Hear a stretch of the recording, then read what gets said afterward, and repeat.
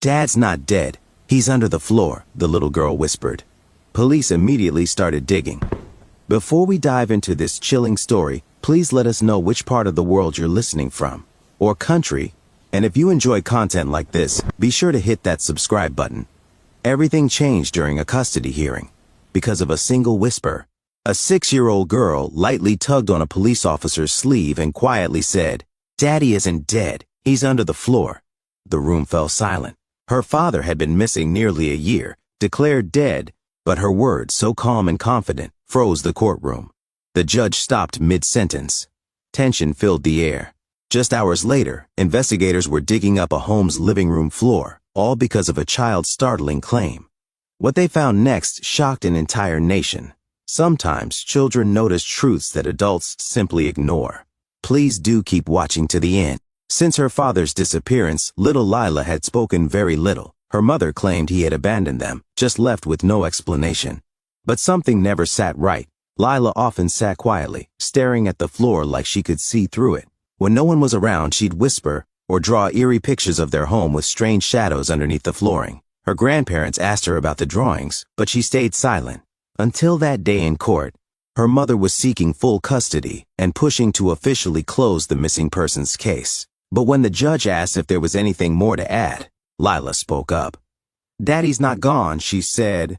"He's under the floor, in the dark spot where Mommy put the boxes." People assumed she was traumatized, that she had an active imagination. But one officer couldn't shake the feeling something was wrong. The following morning, the officers came back to the residence, this time with a cadaver dog trained to detect human remains. That's when everything began to unravel.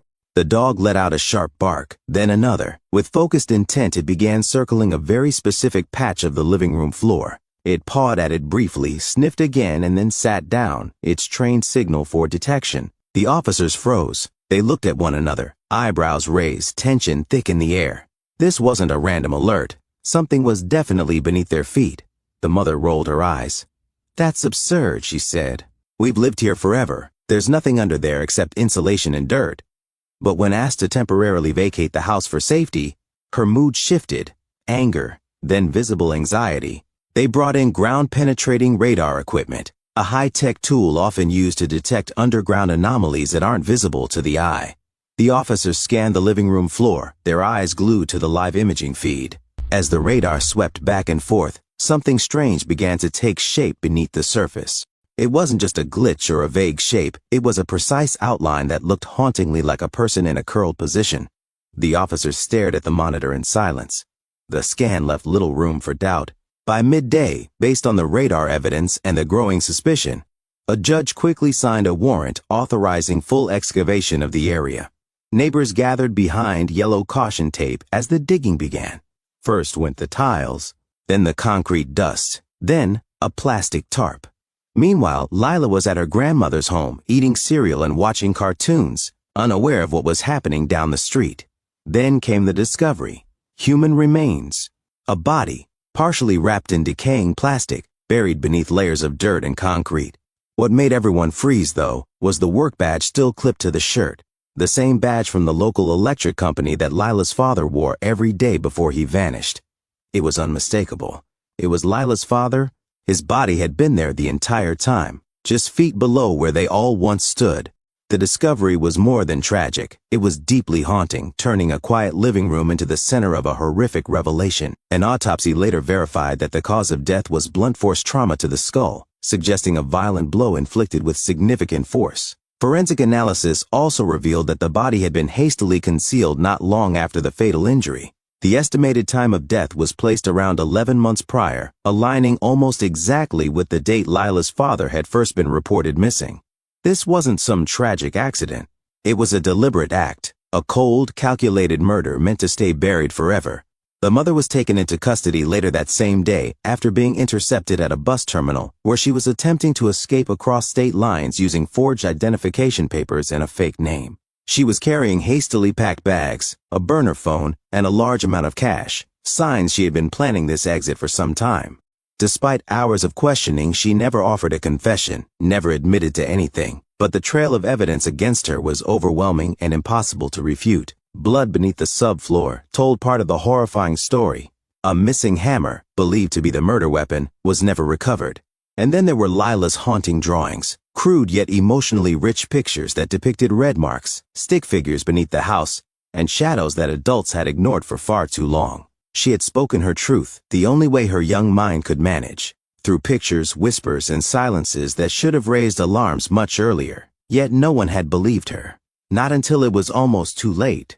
In court, Lila's video testimony was played. Her voice was quiet, but her words hit hard. "He used to sing to me at night. Then I heard him cry from under the floor." Her pictures were shown. Red lines, shadowy figures, and a man beneath their home. Prosecutors called it one of the most disturbing and chilling child-led investigations in the nation's legal history. Experts testified that without Lila's clues, this crime could have remained hidden for years, possibly forever. The mother was handed a life sentence for first-degree murder, obstruction of justice, and evidence tampering. The court denied her the possibility of parole. There would be no appeal, no leniency, no second chance for the woman who silenced a man and tried to erase his existence beneath their own home. The judge said Lila's courage was the only reason the truth emerged. As the media swarmed outside, one heartbreaking lesson became clear. The smallest voices sometimes carry the loudest truths. If we listen, truly listen with our hearts, not just our ears. Lila now resides with her grandparents in another state, where she's surrounded by stability, comfort, and people who genuinely care. She's undergoing regular therapy sessions to process the trauma she lived through and is gradually rediscovering the simple joy of childhood, learning to laugh again, to feel safe, to trust. Her story quickly spread across the internet, captivating millions.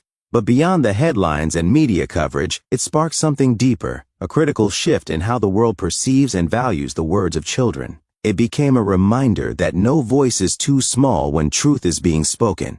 Law enforcement agencies across the country began taking a fresh look at old and unresolved family cases, particularly those where young children had once given statements or shown signs of knowing more than they could verbalize at the time.